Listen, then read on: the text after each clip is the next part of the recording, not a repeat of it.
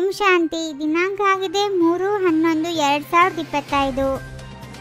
ತಂದೆಯು ನಿರ್ವಿಕಾರಿ ಪ್ರಪಂಚವನ್ನಾಗಿ ಮಾಡಲು ನಿಮ್ಮ ಚಲನೆಯನ್ನು ಸುಧಾರಣೆ ಮಾಡಲು ಬಂದಿದ್ದಾರೆ. ನೀವು ಸಹೋದರರಾಗಿದ್ದೀರಿ. ಆದ್ದರಿಂದ ನಿಮ್ಮ ದೃಷ್ಟಿಯು ಬಹಳ ಶುದ್ಧವಾಗಿರಬೇಕು. ನಾವು ಪತಿತರಿಂದ ಹೇಗೆ ಪಾವನರಾಗುವುದು? ಇದು ಮೂಲ ಚಿಂತೆಯಾಗಿದೆ. ತಂದೆಯ ಮಕ್ಕಳಾಗಿಯೂ ಮತ್ತೆ ತಂದೆಯ ಮುಂದೆ ಶಿಕ್ಷೆಯನ್ನು ಅನುಭವಿಸುವಂತಾಗಬಾರದು. ಆದ್ದರಿಂದ ಶಿಕ್ಷೆಗಳಿಂದ ಮುಕ್ತರಾಗುವ ಚಿಂತೆ ಇರಲಿ. ನೀವು ನಿಶ್ಚಿಂತ ಚಕ್ರವರ್ತಿಗಳಾಗಿದ್ದೀರಿ. ಎಲ್ಲರಿಗೆ ತಂದೆಯ ಪರಿಚಯ ಕೊಡಬೇಕಾಗಿದೆ. ಯಾರು ತಿಳಿದುಕೊಳ್ಳುವರೋ ಅವರು ಬೇಹದ್ದಿನ ಮಾಲೀಕನಾಗುವರು. ಪ್ರಪಂಚವು ಮೊದಲು ಹೊಸ ಸತೋಪ್ರಧಾನವಾಗಿತ್ತು. ಈಗ ಹಳೆಯ ತಮೋಪ್ರಧಾನ ಪ್ರಪಂಚವಾಗಿದೆ. ಪ್ರಪಂಚವನ್ನು ಪರಿವರ್ತಿಸುವವರು ತಂದೆಯೊಬ್ಬರೇ ಆಗಿದ್ದಾರೆ. ಯಾವಾಗ ಆತ್ಮವು ಸತೋಪ್ರಧಾನವಾಗುವುದೋ ಆಗ ಸತೋಪ್ರಧಾನ ಪ್ರಪಂಚವೇ ಸ್ಥಾಪನೆಯಾಗುವುದು. ಮೊಟ್ಟ ಮೊದಲು ನೀವು ಮಕ್ಕಳು ಅಂತರ್ಮುಖಿಯಾಗಬೇಕಾಗಿದೆ. ಎಲ್ಲರೂ ಆ ಒಬ್ಬ ನಿರಾಕಾರ ತಂದೆಯ ಮಕ್ಕಳಾಗಿದ್ದಾರೆ. ಪ್ರಜಾಪಿತ ಬ್ರಹ್ಮರವರ ಮೂಲಕ ಸ್ಥಾಪನೆ ಮಾಡುತ್ತಾರೆ. ಅಂದ ಮೇಲೆ ಅವಶ್ಯವಾಗಿ ನೀವು ಬ್ರಾಹ್ಮಣಿಯರಾದಿರಿ. ಸಹೋದರಿ ಎಂದ ಮೇಲೆ ಎಂದೂ ಕುದೃಷ್ಟಿಯಾಗಬಾರದು. 21 ಜನ್ಮಗಳಿಗಾಗಿ ಈಗ ದೃಷ್ಟಿಯು ಸುಧಾರಣೆ ಆಗುತ್ತದೆ. ತಂದೆಯೇ ಮಕ್ಕಳಿಗೆ ಶಿಕ್ಷಣ ಕೊಡುವರಲ್ಲವೇ? ನಿರ್ವಿಕಾರಿಯನ್ನಾಗಿ ತಂದೆಯ ವಿನಃ ಯಾರೂ ಮಾಡಲು ಸಾಧ್ಯವಿಲ್ಲ. ಈಗ ತಂದೆಯು ಪವಿತ್ರವನ್ನಾಗಿ ಮಾಡುತ್ತಿದ್ದಾರೆ. ಇವೆಲ್ಲವೂ ಗುಪ್ತ ಮಾತುಗಳಾಗಿವೆ. ನಾವು ಆತ್ಮಗಳಾಗಿದ್ದೇವೆ. ಭಗವಂತನೊಂದಿಗೆ ಮಿಲನ ಮಾಡುವುದಕ್ಕಾಗಿಯೇ ಎಲ್ಲರೂ ಪುರುಷಾರ್ಥ ಮಾಡುತ್ತಾರೆ. ಭಗವಂತನು ಒಬ್ಬರೇ ನಿರಾಕಾರನಾಗಿದ್ದಾರೆ. ಮುಕ್ತಿದಾತ ಮಾರ್ಗದರ್ಶಕನೆಂದು ಪರಮಾತ್ಮನಿಗೆ ಹೇಳಲಾಗುತ್ತದೆ.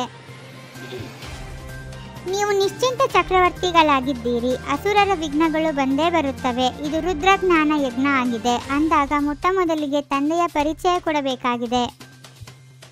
ಎಷ್ಟು ಪುರುಷಾರ್ಥ ಮಾಡುವಿರೋ ಅದರನುಸಾರ ಪದವಿಯನ್ನು ಪಡೆಯುವಿರಿ. ಆದಿಸನಾತನ ದೇವಿ ದೇವತಾ ಧರ್ಮದ ರಾಜ್ಯವು ಸ್ಥಾಪನೆಯಾಗುತ್ತಿದೆ. ಈ ಲಕ್ಷ್ಮೀನಾರಾಯಣರ ರಾಜಧಾನಿಯಾಗಿದೆ. ತಂದೆಯು ಬಂದು ಎಲ್ಲರನ್ನೂ ಮುಕ್ತರನ್ನಾಗಿ ಮಾಡುತ್ತಾರೆ. ಮತ್ತೆ ತಮ್ಮ ತಮ್ಮ ಸಮಯದಲ್ಲಿ ಅನ್ಯ ಧರ್ಮಸ್ಥಾಪಕರು ಬಂದು ತಮ್ಮ ಧರ್ಮಸ್ಥಾಪನೆ ಮಾಡುವರು ಮತ್ತು ವೃದ್ಧಿಯಾಗುವುದು. ತಂದೆಯು ಯುಕ್ತಿಯನ್ನು ತಿಳಿಸುತ್ತಾರೆ. ತಮ್ಮನ್ನು ಆತ್ಮನೆಂದು ತಿಳಿದು ನನ್ನೊಬ್ಬನನ್ನೇ ನೆನಪು ಮಾಡಿ. ನಾನೇ ಸರ್ವಶಕ್ತಿವಂತನಾಗಿದ್ದೇನೆ. ನನ್ನನ್ನು ನೆನಪು ಮಾಡುವುದರಿಂದ ನಿಮ್ಮಲ್ಲಿ ಶಕ್ತಿ ಬರುವುದು. ಮನುಷ್ಯರ ನಾಡಿಯನ್ನು ನೋಡಬೇಕು. ಇವರು ತಿಳಿದುಕೊಳ್ಳುತ್ತಾರೆಯೇ ಅಥವಾ ತವೆಯಂತಿದ್ದಾರೆಯೇ? ಒಂದು ವೇಳೆ ತವೆ ಅಂದರೆ ಕಾದಿನ ಹೆಂಚಿನ ತರ ಇದ್ದರೆ ಅಂತಹವರನ್ನು ಬಿಟ್ಟು ಬಿಡಿ. ಸ್ಥಾಪನೆಯು ಅವಶ್ಯವಾಗಿ ಆಗಲೇಬೇಕಾಗಿದೆ. ಡ್ರಾಮಾದ ಪೂರ್ವ ನಿಶ್ಚಿತವನ್ನು ಯಾರೂ ಬದಲಾಯಿಸಲು ಸಾಧ್ಯವಿಲ್ಲ. ಆದ್ದರಿಂದ ಉಲ್ಲಾಸದಲ್ಲಿರಬೇಕು. ನಾವು ತಂದೆಯಿಂದ ಬೇಹದ್ದಿನ ಆಸ್ತಿಯನ್ನು ಪಡೆಯುತ್ತಿದ್ದೇವೆ. 84 ಜನ್ಮಗಳ ರಹಸ್ಯವು ನಿಮ್ಮ ಬುದ್ಧಿಯಲ್ಲಿದೆ. ನೀವು ಜ್ಞಾನ ಸ್ವರೂಪರಾಗಿ ಜ್ಞಾನದ ಮಳೆ ಸುರಿಸುತ್ತೀರಿ. ಜ್ಞಾನದ ಒಂದೊಂದು ರತ್ನವು ಎಷ್ಟು ಅಮೂಲ್ಯವಾಗಿದೆ. ಇದಕ್ಕೆ ಬೆಲೆ ಕಟ್ಟಲು ಸಾಧ್ಯವಿಲ್ಲ. ಬಹಳ ಪ್ರೀತಿಯಿಂದ ಕುಳಿತು ಆತ್ಮಿಕ ತಂದೆಯನ್ನು ನೆನಪು ಮಾಡಬೇಕಾಗಿದೆ. ತಂದೆಯ ನೆನಪಿನಲ್ಲಿ ಪ್ರೇಮದ ಕಣ್ಣೀರು ಬರಲಿ. ಆ ಕಣ್ಣೀರು ವಿಜಯ ಮಾಲೆಯ ಮಣಿಯಾಗಿ ಬಿಡುತ್ತದೆ.